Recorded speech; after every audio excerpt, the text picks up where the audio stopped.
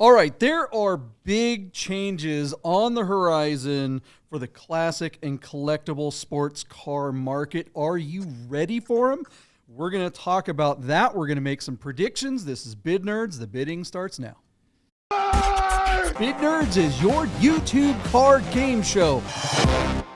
All right, everybody, welcome to Bid Nerds. My name is John Polnick. We are coming to you live from the Container Park in downtown Las Vegas, along with my partner way over there on the other side. That's Michael Deeb in San Francisco. And in the middle, special guest, who do we have? David Whitlock from the Stuttgart Market Letter. Did I get that right, David?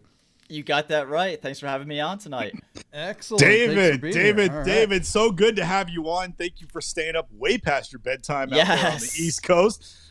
We really appreciate having you come on. I know for a fact that a couple of members of the Nerd Herd are huge fans of the Stuttgart Market Letter. Although we cover all cars, we are not ashamed to say that we are Porsche heavy. And so the Market Letter gets referenced a lot in the show. Just give us a second. Like, how did you become such a Porsche expert? What makes you, in my opinion, write the authoritative market analysis, on a weekly basis? Like, you do a really great job with the letter. Where'd you get the expertise?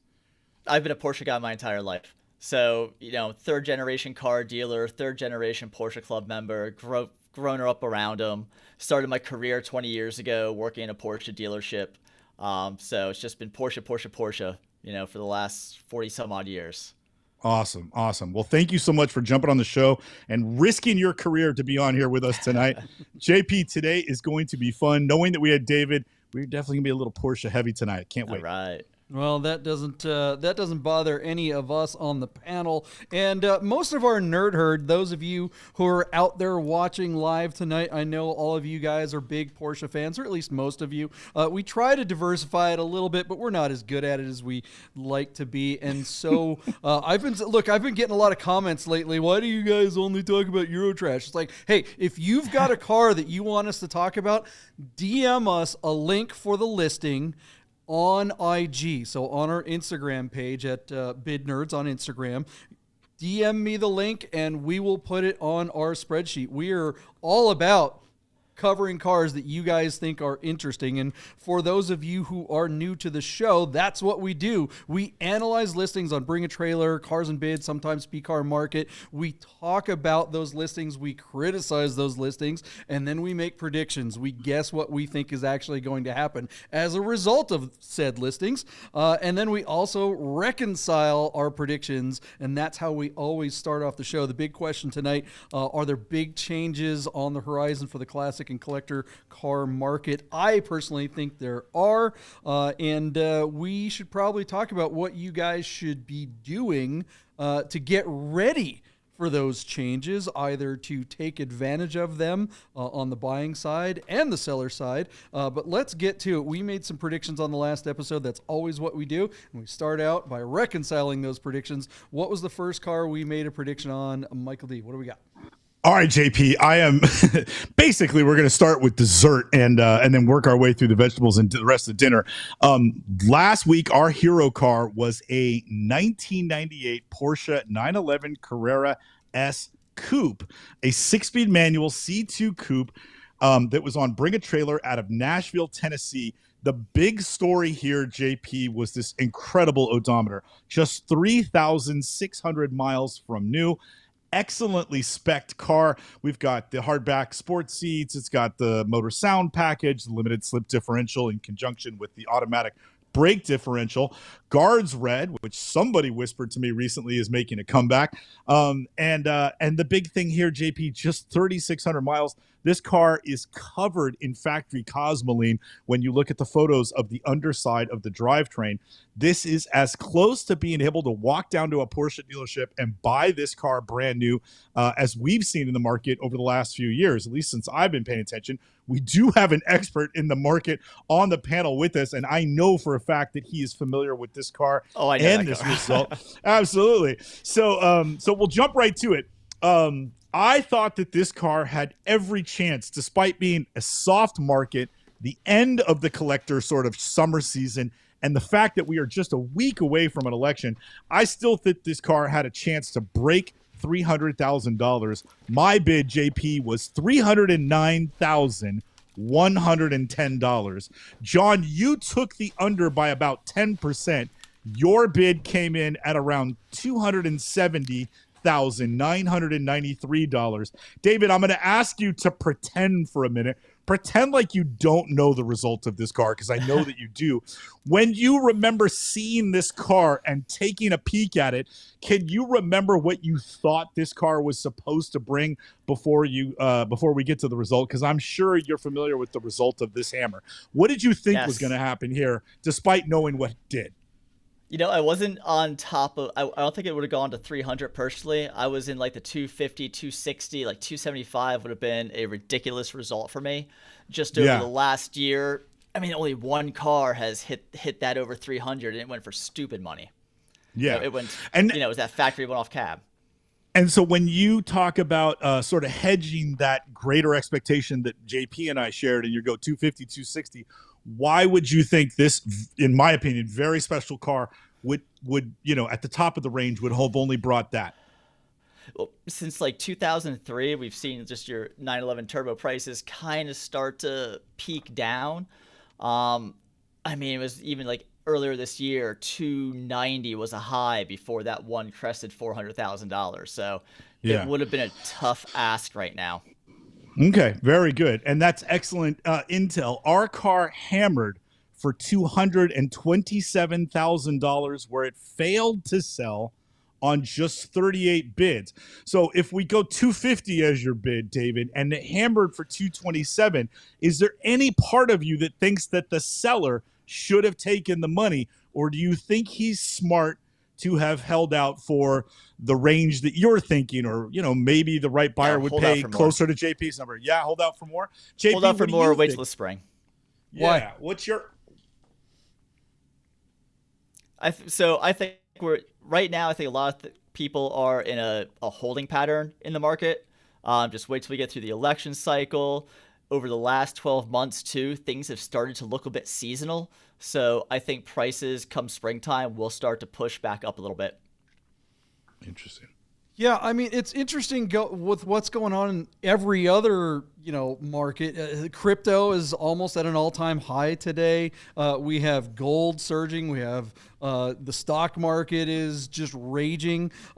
In most market sectors, people are dumping their money into things. And, normally you don't see, like, you would expect crypto to go up and maybe the market go down a little bit, the stock market, or maybe precious metals going up would mean the stock market would go down. Usually when people are going into things like crypto and gold and that's a hedge against maybe inflation, a hedge against a softening dollar.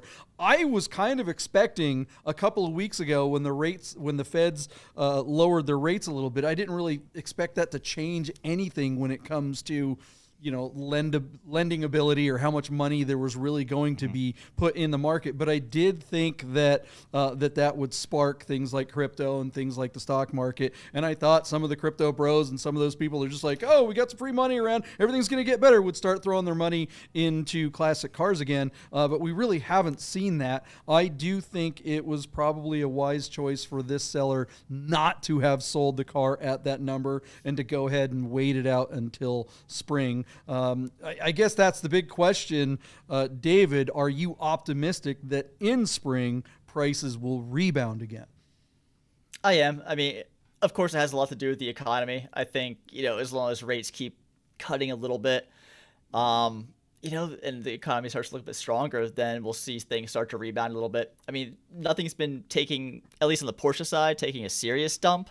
It's just been softening, and it's been a lot of kind of return to normal. The last few years have been just freaking crazy. Yeah. It hasn't been normal. It hasn't been a normal market. So, well, for sure. Yeah. So what do you guys think of the results of this beautiful? Yeah, go ahead, Deep.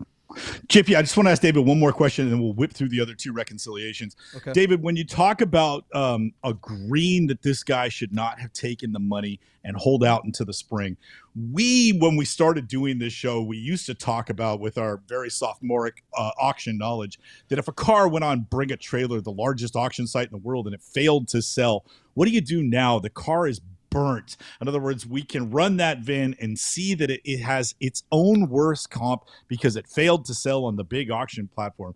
But time and time again, we are seeing, there's a big trend of cars that fail to sell on BAT and Cars and Bids and immediately wind up on P-Car Market.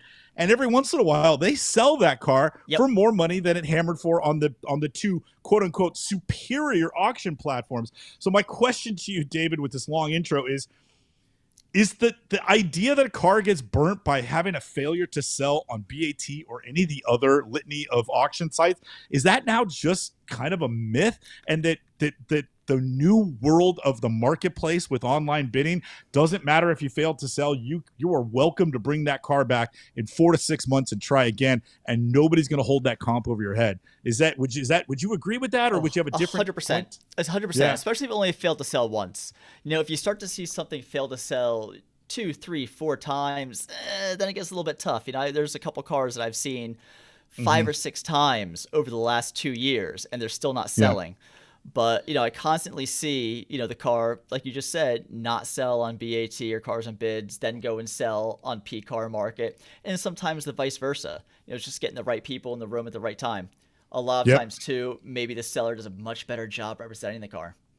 Sure. They add those pictures, the better pictures, they learn. They're more active in the comment section. It's a learning experience for a lot of people that first time around. Yeah. Well done. Thank you. Yeah, for sure. And I think people realize it depends on how quickly someone comes back to market. If they come back to market right away, I think that low number is going to hurt them. But if someone comes back in the spring, I think most people are going to realize, okay, this number that it failed to reach was in fall going into the winter season where people just aren't thinking about buying sports cars a lot of times.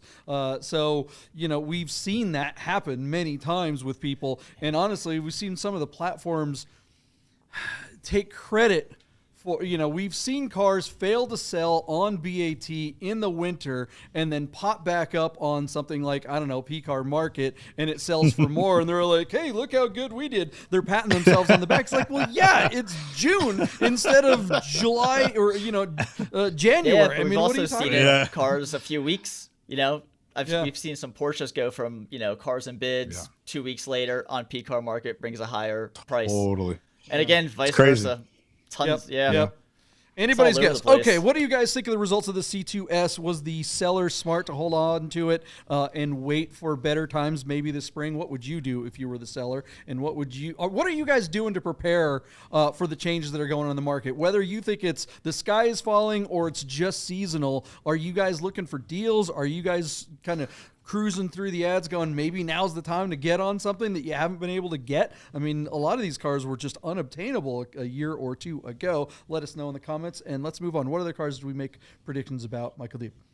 All right, JP, we are going to circle back to our 1972 BMW 3.0 CSi with a 5-speed manual. This is an alumni listing on Bring a Trailer.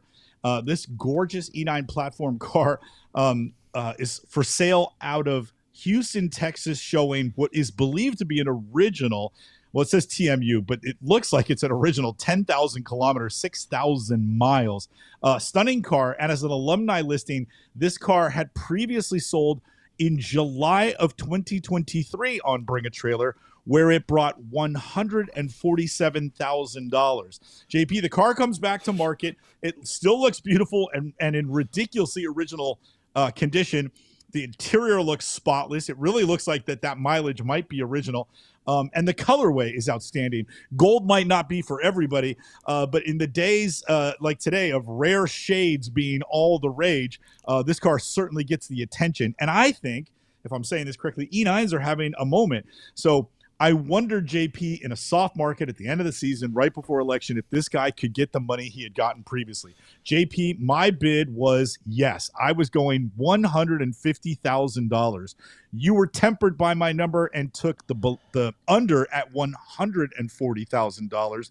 David, what do you think this car would bring more than a summer later on Bring a Trailer with decent assets, very outstanding condition and a beautiful spec in this, unusual colorway? Any love for the BMW 3.0 CSi? Do you think this car would do, give us a number that you think this car would have hammered for second time around?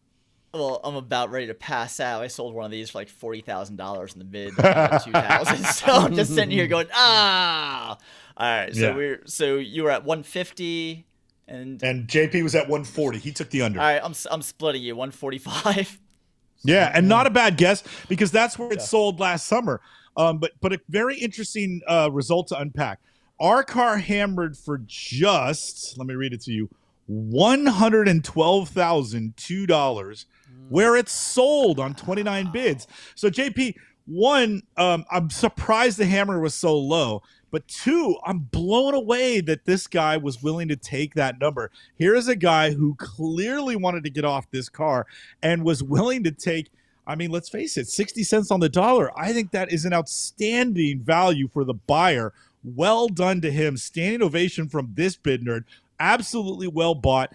And I'm just scratching my head at what this seller had to endure to let go of this beautiful car for such a ridiculously low price. JP, unpack that result for me further. What do you think, man? Well, I mean, I think the biggest surprise is that we covered that 850 CSi. Yep. I can't remember what year that car was. I think it was a 95 on the last episode. And that car brought, what, $30,000 more than this? $130,000 for a 94 with Yeah, 80,000 miles on it. Wasn't even like brand new. This car looks brand new. This is Ryan Gosling's car from Fractured. I mean, this is a classic car. This is a car that will always be, I mean, this is just gorgeous. But is the time for the young timer now? Are the 70s and the 60s cars just done?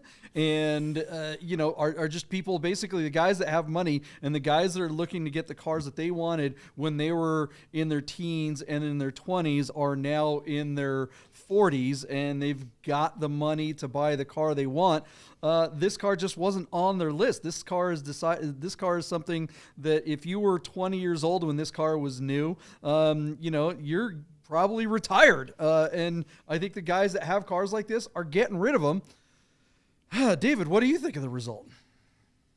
Damn. That's a beautiful car. But I mean, it's just echoing what you said. I mean, the 356 market is doing the same thing right now.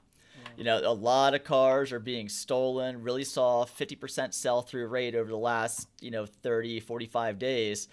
And this is, I guess, the BMW 356, more or less. Yeah. Wow. That's a crazy? good parallel. Yeah. All right. What do you guys think? Was that well bought? If you were the seller, would you have let this car go? Do you think this guy sees something? Does the seller of this car see a change coming that we're missing? Does he not think that, I mean, if you thought that, hey, it's just seasonal, by spring everything's going to bounce back, why wouldn't you just wait 3 or 4 months? I think some people are going, you know what? Things aren't bouncing back. I want to get out of, I need to get liquid right the F now. I think that's what some people are thinking. And let us know if you're one of them and what you think of the results of this beautiful and well-bought 72 3-liter CSi. All right, we made one other prediction on the last episode. Michael D., what was that car? All right, let's see if we can trip up David here and run a Porsche past him that he may not have noticed. I doubt it, though, but let's go. Let's try. JP, we are going to take a peek back at that 1990 Porsche 911 Carrera 4 Cabriolet with a wide-body conversion that was on Bring a Trailer out of Newbury Park, California by the very famous BAT seller Wob. This particular car, John, is showing just 35,000 miles from new. But the big news here is this pretty outstanding wide body conversion and the 4-wheel drive. Low miles, chrome wheels, which don't really do it for me. Typically, JP, when we see Porsches, especially collectible models of Porsches, that are have conversions or modifications, they don't typically enhance the value. But the low miles and the great execution of this wide body, creating what is essentially a poor man's America Roadster, I actually thought this car could do pretty well. So JP, my bid was $80,000. You, to my surprise, took the under on that number at $75,964. Now, David, I was kidding. I'm sure you probably remember the result of this hammer, but this one might be a little bit harder. When you look at these photos, can you ignore what it actually sold for and describe what you think the value should have been? What do you think this car should have hammered for when it closed on Bring a Trailer with these, let's face it, relatively sexy studio shots from WAB. I was at $60,000 ish on this one. I mean, like All you right. said, the conversions, I know what it's sold for, but conversions usually don't pull as strong as this one did. Yeah, I tend to think that way myself. JP's a little more liberal and lax, thinking that in some cases, and it has to be executed correctly, that modifications can enhance the value. Putting words in my mouth. I'll get my turn, but don't you go putting words in my mouth, Mr. Deep. Yeah. What was the result of this car? What happened? Our car hammered for $73,000 where it sold. JP, you really nailed that one. You unpacked 33 bids to get there, but it sold for that number. David's in the dark again. But anyway, JP, I'm in the dark again. Think? I got to start waving. Yeah, you look good in the dark there. It looks good. The lighting looks good for you, David. These lights are killing me. Listen, guys, this car has 35,000 miles on it. It's not the wide body that did it. Nobody cared. The wide body, I think, actually hurt this car. If this car were original, it probably would have brought more money. It's got 35,000 miles. So I actually agree with you, David, that the conversions don't actually usually typically help. This one was well done. The biggest thing the thing I want to ask you about, David, is the listing didn't mention that it was a conversion. Like, at all. You had to dig into... You had to know. Yeah, you had to either, one, know, or two, read the comments, which you should always do before you buy a car on any of these auction sites, because that's really where you get the information. We typically see oversights like that on the lesser platforms like PCar Market, and we kind of tend to believe that PCar Market buries that stuff on purpose. Cars and Bids doesn't know anything about Porsches, and it seems like BAT now just has a bunch of interns writing all their ads. What do you think happened there, and what do you think of the result? When I first saw the car, I was like, is this an American Roadster? What's going on with it? But then, of course, went down to the comments. The result was, good result for the seller. Very, very well sold, I think. But, you can't beat that presentation. Yeah. What do you think it would have? Hold on. What do you think it would have sold for if it were not converted at all? If this was a 35,000 mile pristine original example? I think it would have been shy of 80. There you go. All right, so I think it would have been shy of 80. Yeah, so we kind of both think that the 10% more actually hurt the value of this car. So all right, let us know what you guys think. Dave, did you have something else you wanted to hop in there before we? Well, I wanted to ask David because he thought that this car would hammer for 60, but obviously the audience liked the car. 33 bids is decent action, and it went up to $73,000. When you step back and look at a low mile C4 cab with a cool conversion to it that the market didn't seem to hate, do you think that $73,000 for this car represents a good value, or do you think he overpaid for it? I think it was very well sold. I think more than one person wanted it. More than one person wanted it, and that drove the price. All right, there you go. Very good. Fair enough. All right, JP. Look, wide body 964s are hard to come by. I mean, of any kind. And look where American Roadsters are now. So it's a bargain American Roadster. Yeah, I think I might have to rethink that.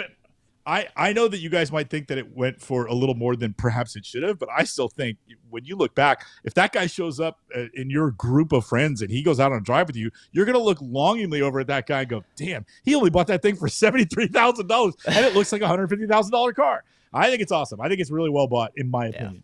Well, I think what happens when you see a car like this at something like, Cars and Cafe or Supercar Sunday or something like that is you see this car across the parking lot and you go, oh, that's not an America Roadster, doesn't have the badge on it or whatever. So you expect to walk up to it and look inside and see the little sliders on the heater, right? But then when you actually see the dials from a 964, most wide body 964 convertibles are 82 Targas that had the roof chopped off of them and somebody put all the cladding all over it. So to see that this one is 40, right? Yeah. Exactly. That definitely would have been a $40,000 car. But the fact that this car is actually a 964 underneath and happens to be low mileage, I know I'm repeating myself, but I think that was the big deal. What do you guys think of the result of this 964 aftermarket wide body? What do you guys think of what BAT did by not listing the fact that this is a conversion? Do you think think that was an oversight? Do you think that they've just gotten too big for their britches? I'm really curious what the Nerd Herd thinks. There are more of you hanging out in the chat than we have thumbs up. So make sure, if you haven't done it already, give us the thumbs up. All our regulars are hanging out, and it looks like there might be some new people in there too. If you are new to the show right now, and this is your first time, you're hanging out because you saw David was here and you're like, what? Who is he slumming with tonight?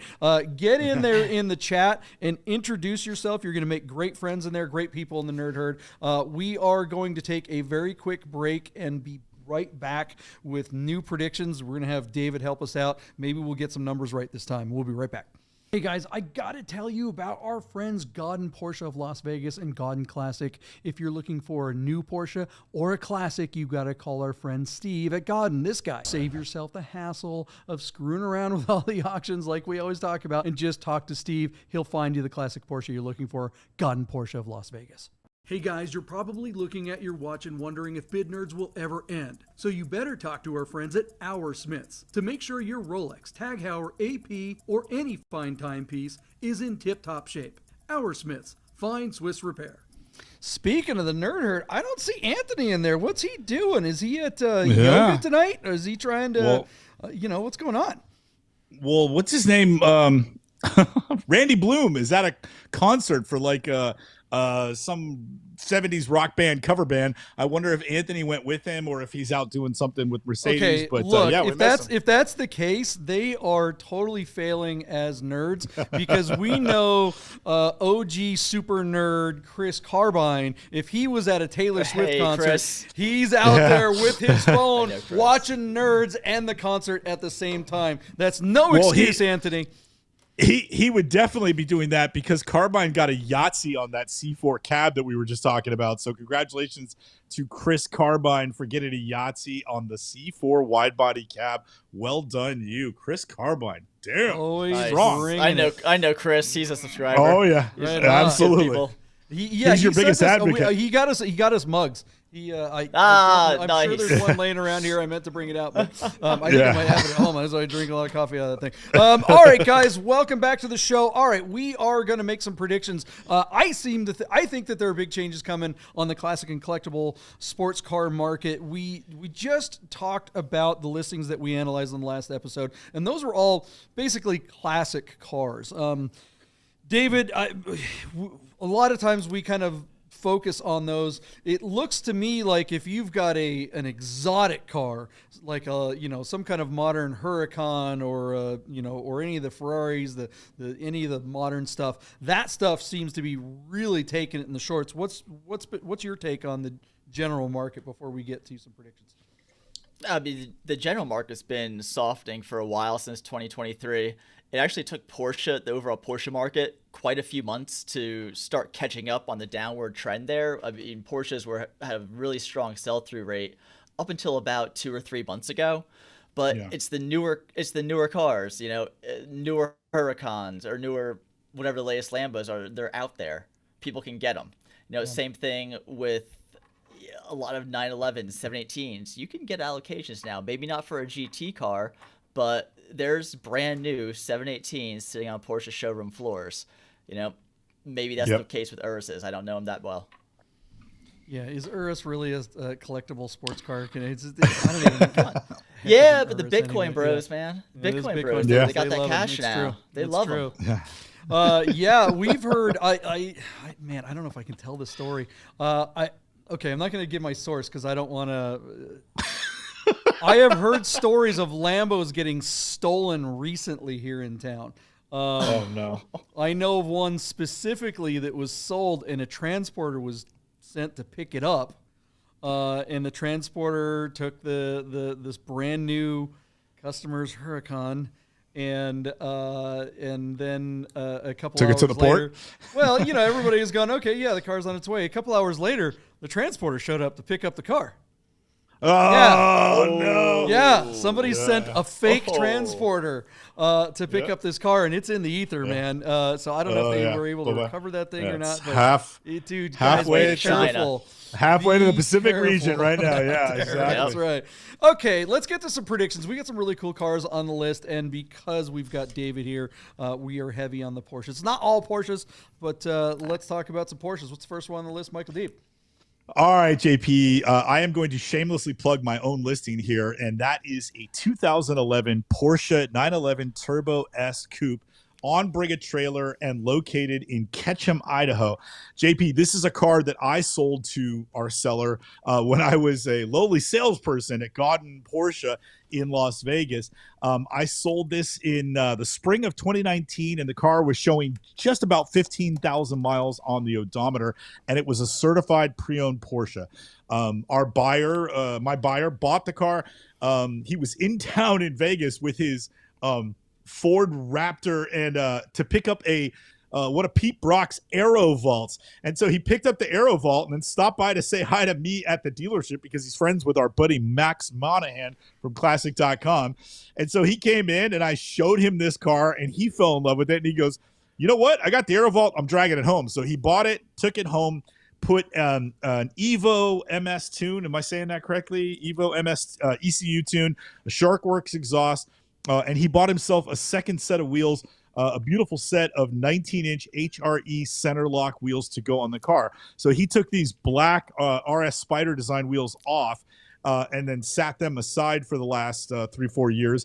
And he drove this car. JP, our car now shows 31,000 miles. It remains in excellent condition. And from the moment he bought the car, the only person that's ever looked at the car is the chief gold or platinum mechanic at Porsche Center Boise. So it's been serviced by the same guy the entire time. And the car has only ever been in for routine service. Nothing has ever broken on the car. The driver's seat is in excellent condition.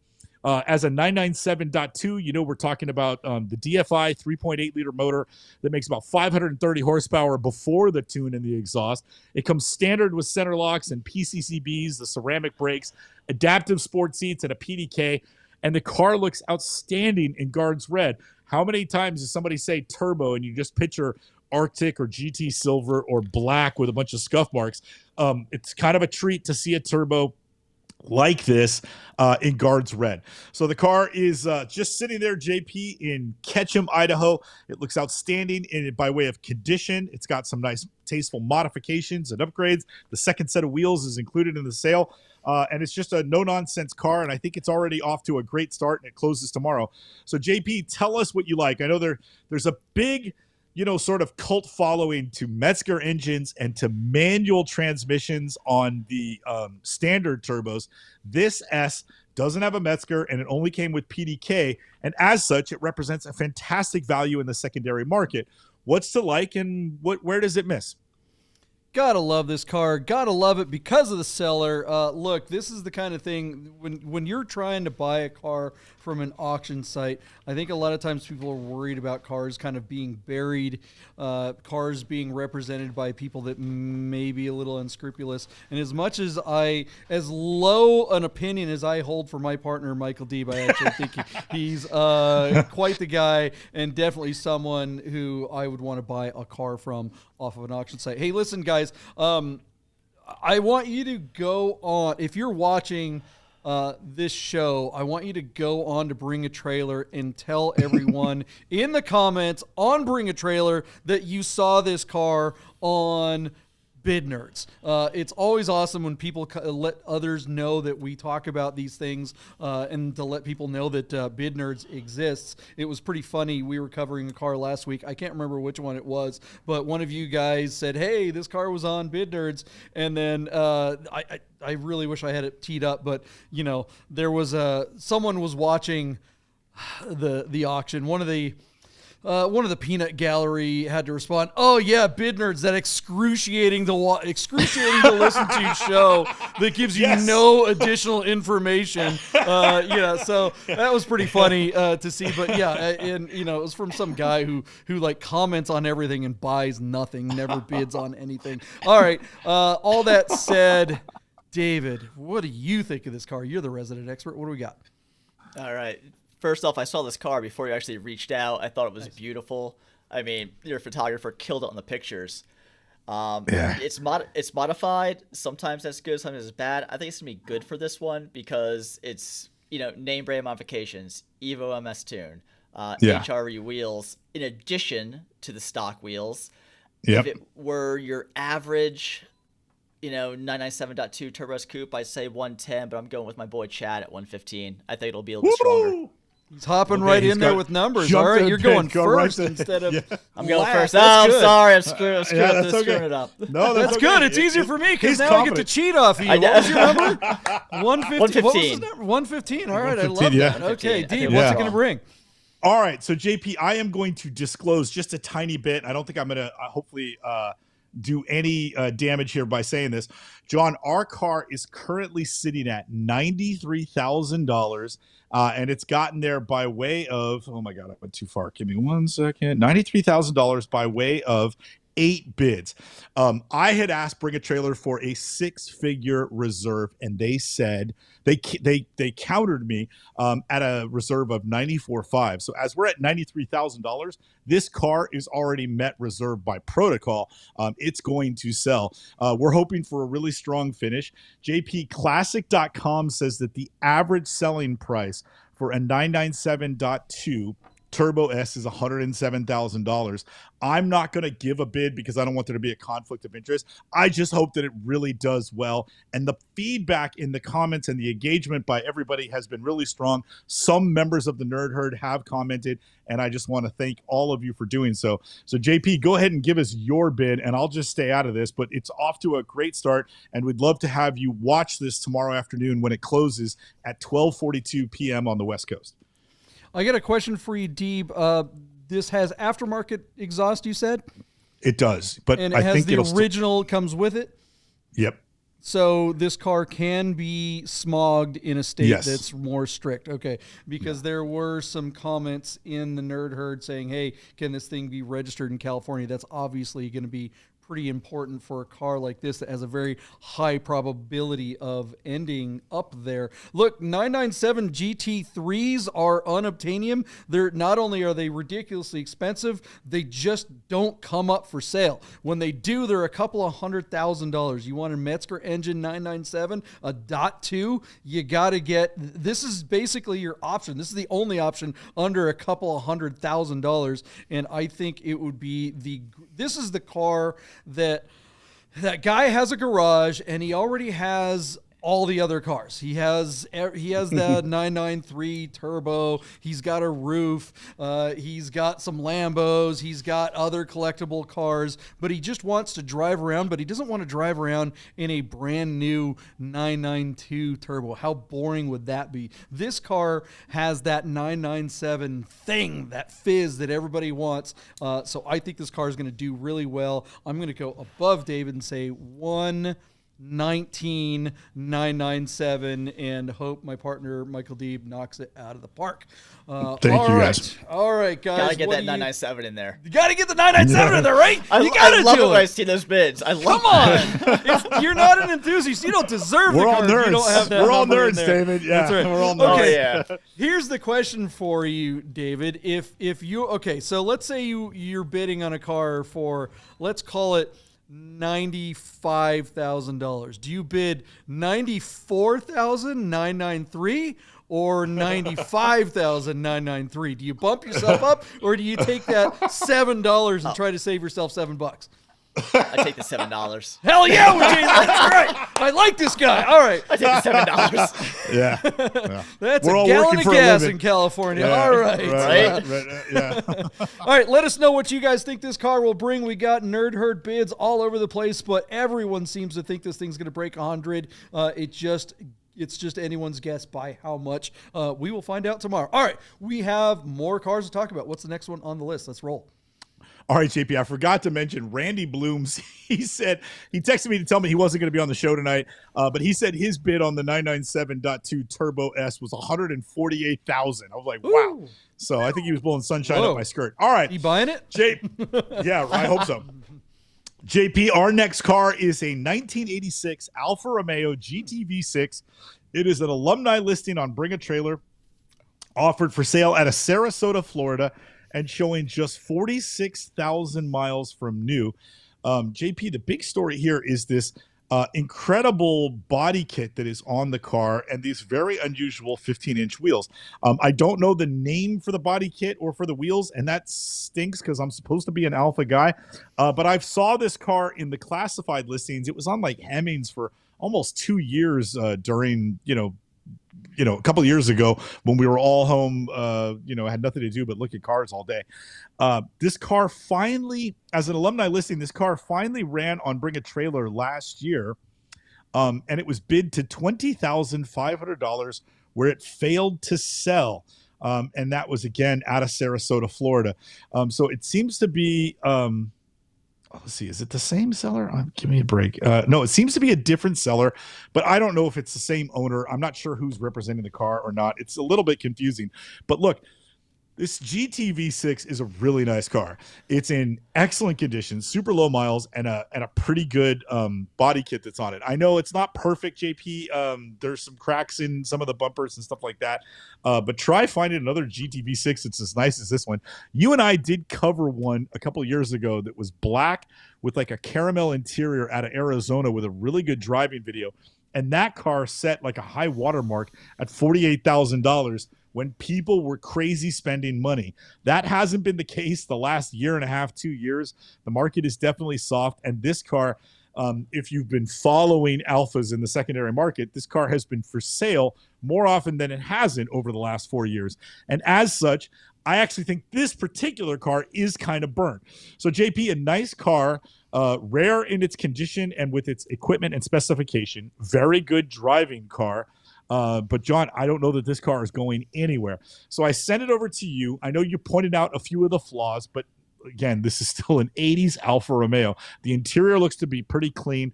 And these GTV6s are actually really great drivers. Excellent balance, a really fun, robust V6, rear-wheel drive, and some cool technology with the torsion bars and the inboard brakes and a few other things. So, JP, what do you like, what you see here? And besides the flaws, what's your buyer beware thing?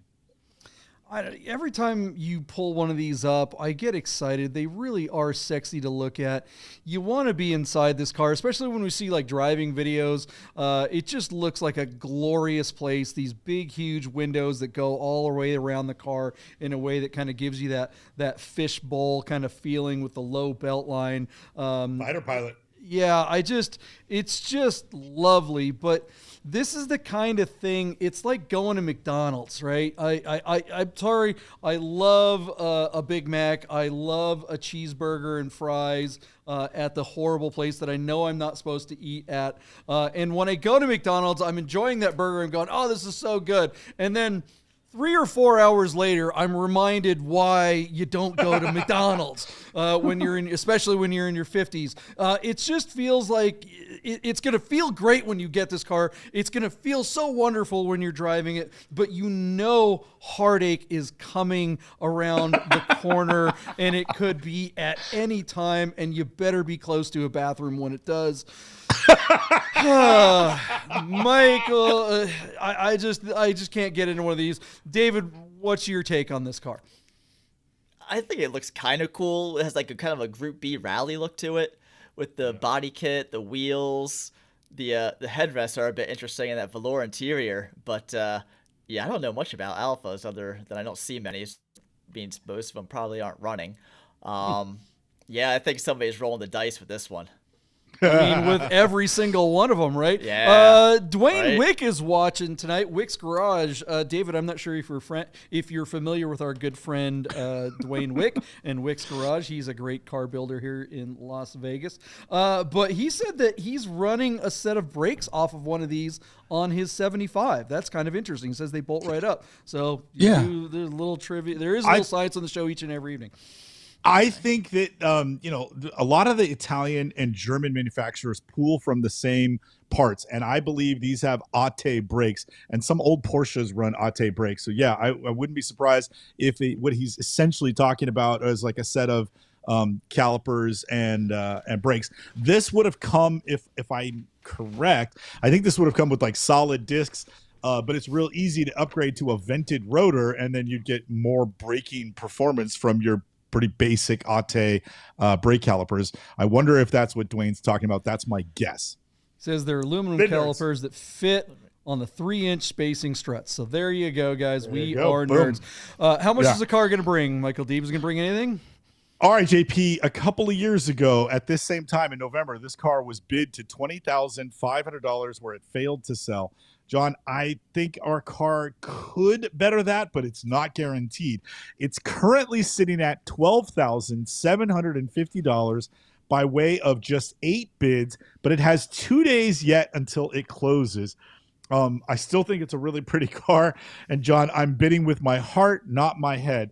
Classic.com says that the average selling price for a GTV6 is $22,000, but the average GTV6 in the secondary market isn't as nice as this, and certainly doesn't have this car's really eye-catching body kit. So JP, bidding with my heart and not my brain. Nobody's paying me to think here. I'm going to go $26,000 and hope that it sells, because I've got something very similar to this in my garage that one day I'm going to want to sell, and I want it to bring all the money. So John, I'm going to give you 26 grand, but that's more than double where we're at right now. Where do you say? I'm scared to ask you, but what do you think this is going to bid for? Is going to hammer for? Yeah, I mean, how many days we got left on this auction? 2 days, and it's at $12,750. Yeah, I mean, that trunk better be full of so many chicken McNuggets that have also been injected straight with heroin so that you can make that money back. There's no way this thing's getting 26 grand. Oh, yeah, totally. Not gonna happen. I'm gonna say, I don't know, 17 grand and pass it on to our good friend David. What do you think? Yeah, I don't think it breaks 20 either. I'll go 19, no sale. 19, no sale. And you think Very no good. sale? I actually think it'll no sell at the price that I bid at. But that's interesting. You don't think it'll sell? Just the body kit. It's interesting, Deep, because we talked about that C4 with the wide body, and that's a very expensive looking and it's expensive to execute body kit by putting a wide body on something like a 964 cab. This thing with it, it's got that cool. It's kind of I would guess that's a Zender kit or something like that. They're the ones that made stuff like that back in the day. But it just doesn't seem like it's fitting on very well, and the trim's coming off. I'm surprised that you think that adds value as opposed to taking value off. What's your take there?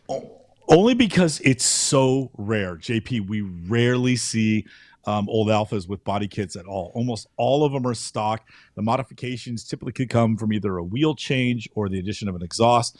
And the guys who spend big money on these never address the body. But if you have one of these cars and you love it and you have money, the big thing is to swap from a 2.5 to a 3-liter motor. And if you rebuild that 3-liter motor, then you're looking at 250 brake horsepower.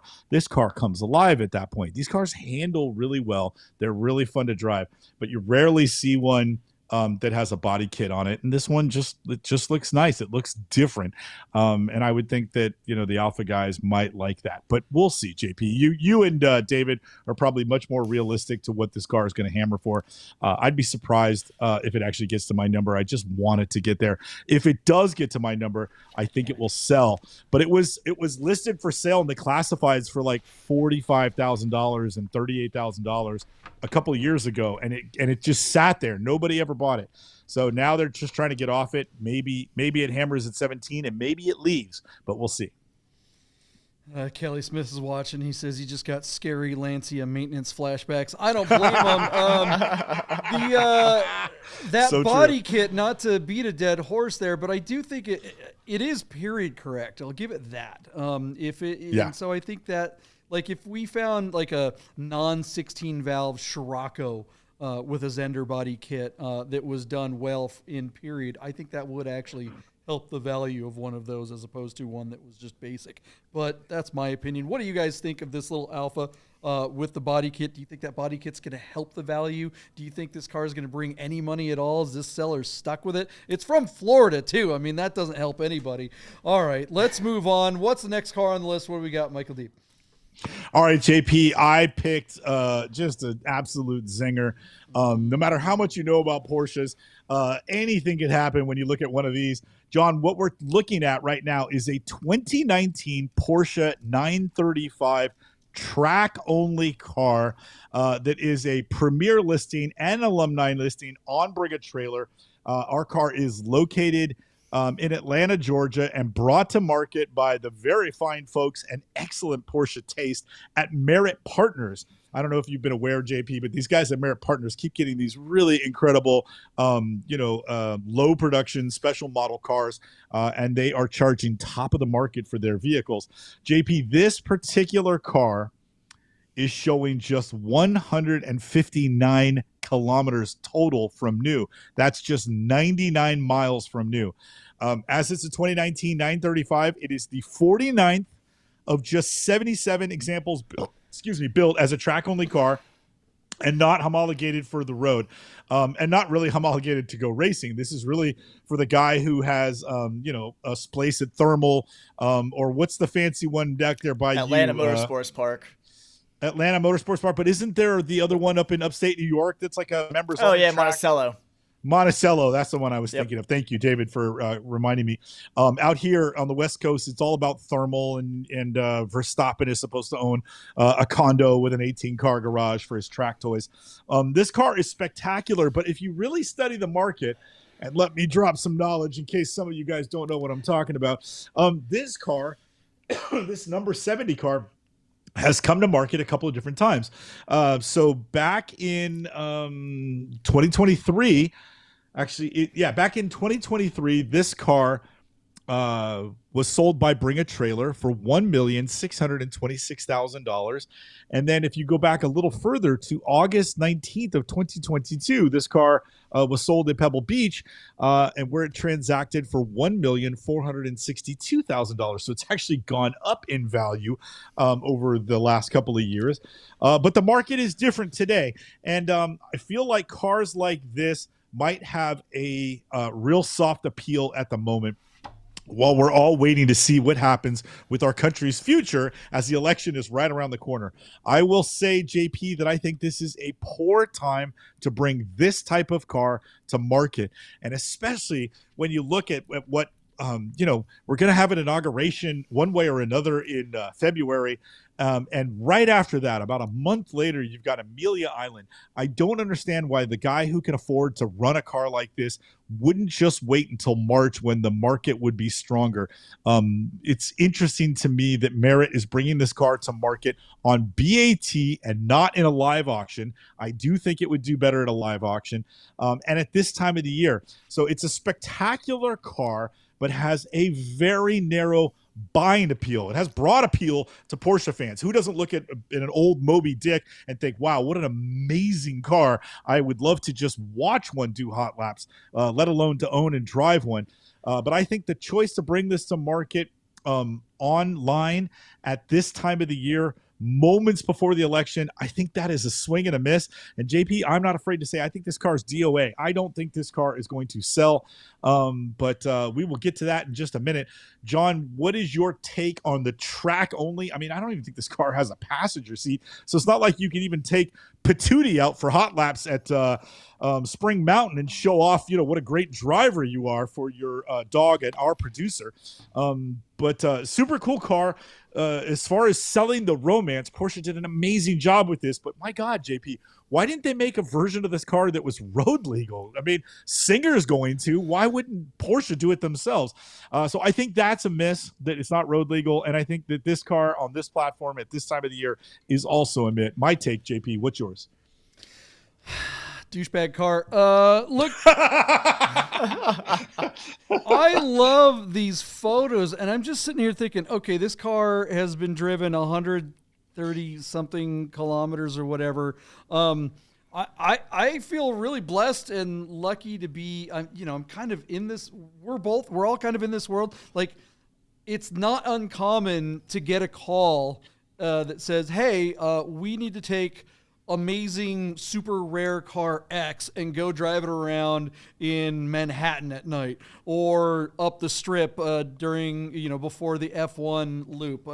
Like we've got Magnus Walker coming into town in a couple of weeks, and we're going to drive his amazing TWR Jaguar on the F1 course. It always cracks me up that some gazillionaire spent $1 million or more for this car. So some jerk like me is the one that gets to put more miles on it than anybody just to go take pictures of it. So thanks, stupid gazillionaire.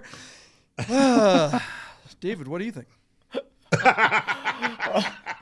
I'm dying over here. Yeah, my reputation is on the line. Yeah, no.